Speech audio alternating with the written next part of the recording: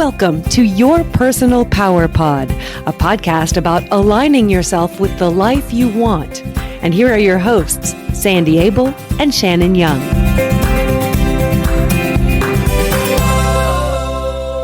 Shannon, how are you today? Good morning, Sandy. I am well. I love this time of year, so I'm super excited that we are at the beginning of the holiday season. How are you? I agree 100%. The trees are beautiful. Oh my goodness, they're so spectacular. Red and yellow and orange and purple leaves, and it's just amazing. And the air is crisp, and we get to wear our sweaters and boots, and everybody is just a little happier around the holidays, which is very nice. Yeah, it's lovely. And this time of year, we spend a lot of time thinking about other people, which ideally we're doing all year round, but especially during the holiday season, we're faced with more and more obvious opportunities. I thought today it would be a nice idea to talk about compassion and then some of the other emotions that go along with that. Absolutely. All very, very important in any relationship. Today we're talking about sympathy, empathy, and compassion. Sometimes people think they're all the same, and they are similar, but being able to express all three of those is a really important part of every healthy relationship. Mm-hmm. Today we're going to sort of sort them out. When you express sympathy, you're acknowledging someone else's pain. You're feeling sorry or pity for their misfortune without really understanding their feelings. You're just seeing that they're suffering and it makes you sad for them. It's sort of a surface level acknowledgement where you're able to understand that the person is feeling sad and recognize that they're in pain, but you don't feel it yourself. Mm-hmm. It's kind of the gateway emotion. It says, yeah, I recognize that you're hurting, but it doesn't go a whole lot more deep than that. It's the starting point for the other two. Yeah. When somebody has a relative pass away and we're not really close to those people, but we like them and they're friends, we give them a sympathy card, which says, we are sorry you're going through this. We're sorry this happened. We hope that it gets better soon. But we're not jumping in and saying, oh my goodness, I really feel this with you. What can we do?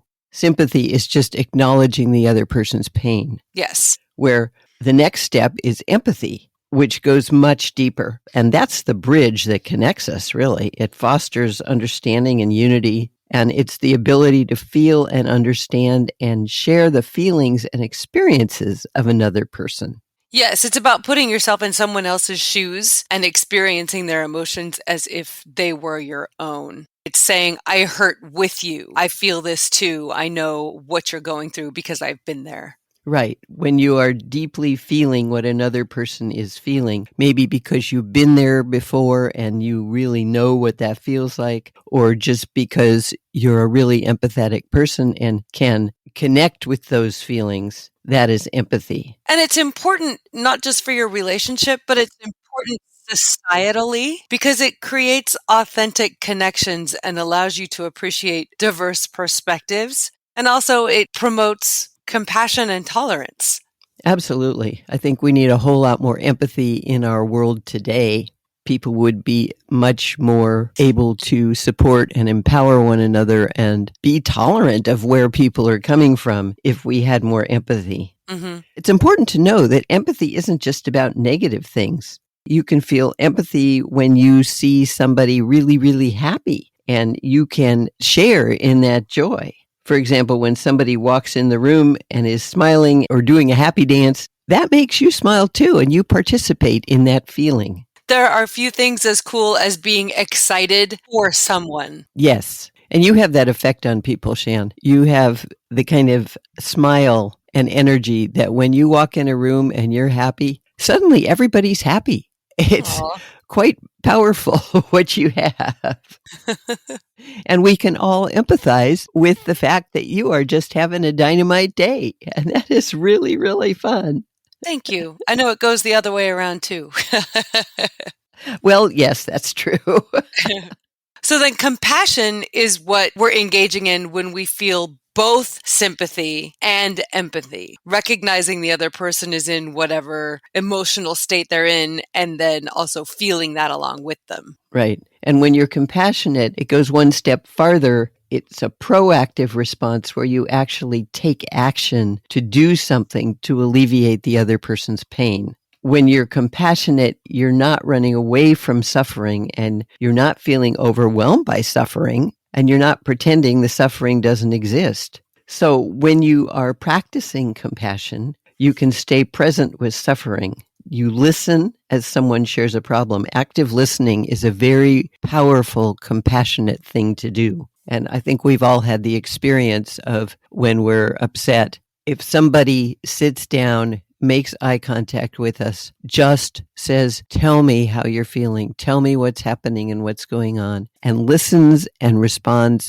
in a supportive way, not a judgmental way, that is incredibly powerful. You don't try to fix or solve the situation. You just listen without judgment.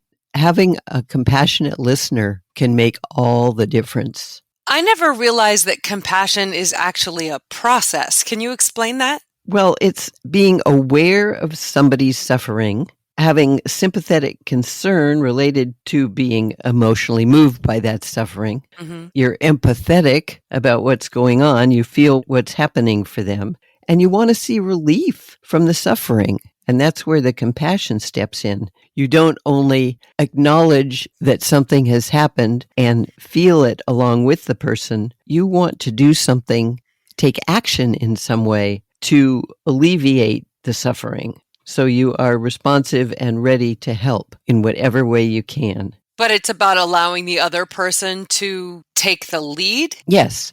They're the ones who are hurting. You can feel that they're hurting. You can see that they're hurting, and you can be there for them, but it's not your pain.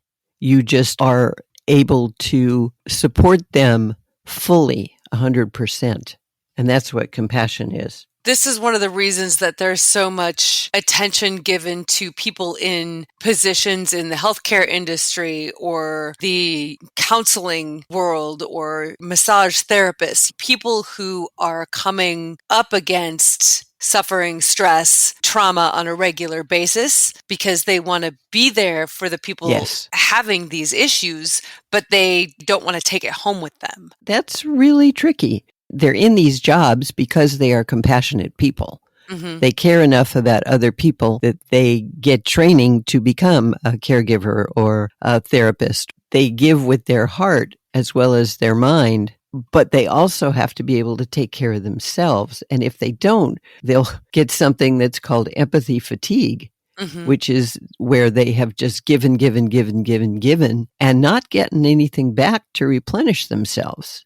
All people who are really compassionate and are in situations where their compassion is needed all day, every day, have to find a way to take care of themselves in the process. I thought it was really interesting that you said that compassion is a renewable resource, that if you can feel compassion and take action and actually do something to alleviate somebody's pain, you're less likely to burn out. I've noticed with friends of mine who work for the DHS, the Department of Health and Human Services, they run up against so much generational trauma that they can't affect. And so then they burn out. But if they're actually able to help somebody, then they aren't as likely to burn out. That is fascinating. Yes, but it makes perfect sense because if you pour your heart and your actions into somebody because you are so compassionate and it makes an impact, then you feel like you have given and that rejuvenates you.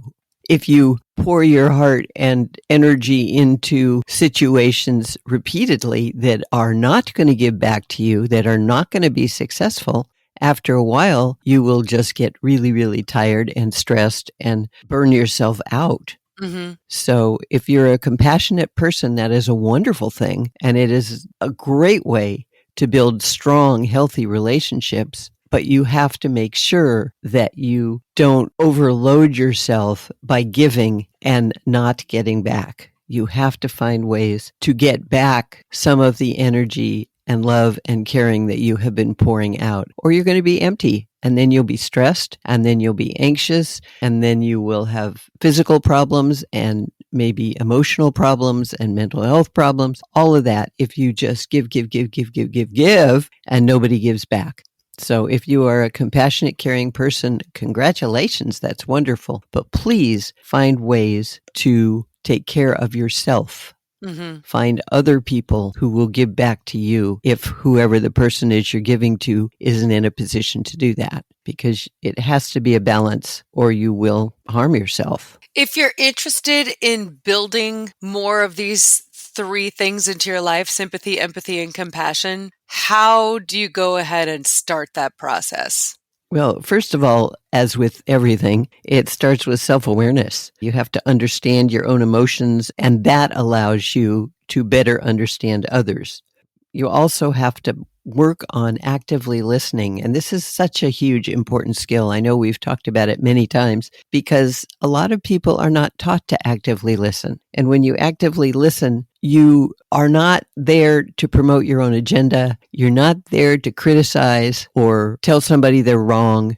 When you actively listen, you sit down with somebody, you make eye contact, you put your phone away, not just down, you put it away, and you focus on them 100%. Put your phone down. Oh, well, that is such a huge thing. You know, if I'm with somebody and they put their phone down on the table, face up, it's distracting to both of us. If they put it in their back pocket or turn it off or put it away in a purse or something, then I feel like they're really with me. Mm-hmm. And those little gestures make such a huge difference. That's true. It's very flattering when you're with someone and they put their phone away.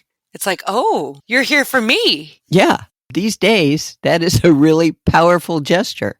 It lets somebody know that they're not thinking about anybody else. They're not going to be checking their phone. They are with you. And then if they make eye contact and actually listen and then feed back to you what you've said instead of judging it or telling you how to solve it, just being there with you, that's really powerful. And that is compassionate, active listening.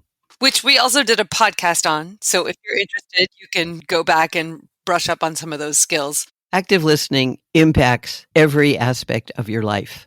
Please, if you don't understand what it's about, look into it. It will make a huge difference in all of your relationships, your work, your home, your everything. And if you want to build sympathy, empathy, and compassion into your life, it's also good to be open to talking with people from different walks of life and different cultures and different upbringings, and engage in perspective-taking exercises. Yeah, curiosity can go a really long way. Absolutely. So go out of your way to put yourself in situations where you will be interacting with people who are different from you, and then just be curious about them. Exactly. Curious with no judgment, that is really powerful too. And that will help you build sympathy, empathy, and compassion into your life. And if you're having trouble with it, don't be afraid to reach out for help. I think we've all been in situations where we've just burned out and we can't access those feelings anymore. And so family, friends, therapists, school counselors, all those people can be helpful in helping you get out of a place of burnout. Yes, they will help you rejuvenate and start taking care of yourself, because sometimes people are so compassionate and so focused on giving back to the people that are struggling that they forget to take care of themselves. I always refer to what they tell you on the airplane. Hopefully not, but if the oxygen mask comes down, put it on yourself first, because you're no good to anybody else if you're busy putting it on everybody else and you pass out because you're not getting enough oxygen. Mm-hmm. And that is the same with your emotional giving, that you have to take care of yourself first so that you have enough to give to other people, or you'll run out and then everybody will lose. Right. And that's hard for some of us. You mean taking care of yourself? I think in our culture especially, and coming from a woman's perspective, there is an expectation that we'll take care of everybody else, and that there's sometimes guilt involved with putting energy into ourselves and not towards our kids, spouse, friends, family, coworkers, world at large. Yeah, right, yes. We actually did a podcast on that. Is it selfish or self-care? Mm-hmm. And it is self-care. There is absolutely nothing selfish about taking care of yourself. You have to do that if you want to be healthy and able to be there for other people. Dump the word selfish and start looking at it as self-care. And self-care is a positive for everybody in your life, because if you take care of yourself with balance, Of course. and you also give to other people, then you have great relationships. So it's important to remember to embrace sympathy, empathy, and compassion in your daily life. It's through these emotional connections that we can create a more compassionate and understanding world and make our relationships strong and enduring. If we're not here on this planet to connect with other people, then I don't know what we're here for. And you can't do it without empathy, sympathy, and compassion. Absolutely. And if you're with people who don't exhibit any of that, you might want to reevaluate those relationships, because you're doing all the giving, they're doing all the taking, and at some point it's going to damage you in a variety of ways. Yeah. There, we're back to self-care again. Mm-hmm. Well, thank you, Sandy. Would you like to share any final thoughts, or would you like to wrap us up? Well, I just want to comment on what a loving, compassionate person you are, that you always feel for other people and do what you can to help them in any way. And it's just such a joy to see you as you interact with the people in your life. So I'm so proud to be your mom. Well, thank you. And I learned that from you and Dad, who are quite in tune with other people and are always there when people need you. You've taught me how to be there for other people, but not lose myself in the process. I don't know that I would have that ability if it hadn't been for the role models that I had. So thank you for that. Well, that's lovely. So we obviously have a mutual admiration thing going here, which is great. So shall we wrap up? Yes, please. Okay, there are several ways to support people who are struggling or suffering. Sympathy is about recognizing pain. Empathy is about feeling it. And compassion is about feeling and doing something about it. All three of these ways of interacting are important in creating and maintaining positive relationships. And when you are sympathetic, you acknowledge someone else's pain or struggle. When you're empathetic, you not only acknowledge what the other person is going through, but you can relate and actually feel what they're feeling, maybe because you've been through it before yourself. And when you're compassionate, you feel both sympathy and empathy, and then take some kind of action to help the other person. When you allow yourself to feel sympathy, empathy, and compassion, you're nurturing your relationships and helping create a more caring, understanding world. Thank you, Sandy. And thank you, Shannon. And thank you to our listeners. Please take time to stop and appreciate the little things, the beauty of the leaves, the feel of someone's arms around you, giving you hugs, all the wonderful things that we are thankful for and may not even be aware of. Take time to stop and enjoy and appreciate as we appreciate you.